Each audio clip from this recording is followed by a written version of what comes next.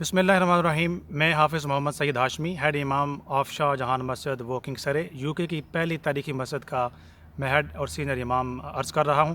جماعت اہل سنت برطانیہ نے ایک فتویٰ ایشو کیا ہے جو کہ مسلم ورلڈ فورم برطانیہ کے پلیٹ فارم سے ایشو ہوا ہے، اور 200 سے زائد ائمہ کرام، ائمہ مساجد، علماء کرام، محققین اور مفتیوں نے اس کی تائید اور توثیق کی ہے۔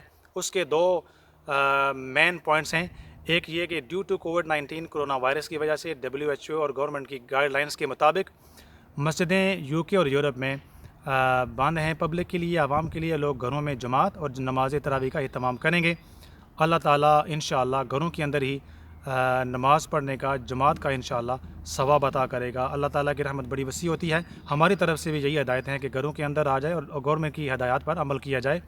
اور اس کے علاوہ کووڈ-19 اور کرونا وائرس کے مریضوں کے ساتھ NHS میں جو ڈاکٹر حضرات اور اسٹاف ممبران ڈائریکٹلی انٹریکٹ کرتے ہیں، کام کرتے ہیں، چونکہ ان کا امیون سسٹم کمزور ہوتا ہے، بار بار غرارے کرنے پڑتے ہیں اور ان کو بھی خطرہ ہوتا ہے کہ کرونا وائرس ان کو بھی لگ سکتا ہے۔ تو اس لیے سب نے یہ فیصلہ کیا اور متفقہ جماعت اہل سنت برطانیہ نے مسلم ورلڈ فورم کے پلیٹ فارم سے یہ فتویٰ ایشو کیا۔ اس کی تائید اور توثیق کی گئی ہے کہ وہ اسٹاف ممبران جو ڈائریکٹلی انٹریکٹ کرتے ہیں، کرونا وائرس کے مریضوں کے ساتھ کام کرتے ہیں، وہ رمضان کے روزے چھوڑ سکتے ہیں اور وہ رمضان کے بعد روزوں کی قضا کریں گے۔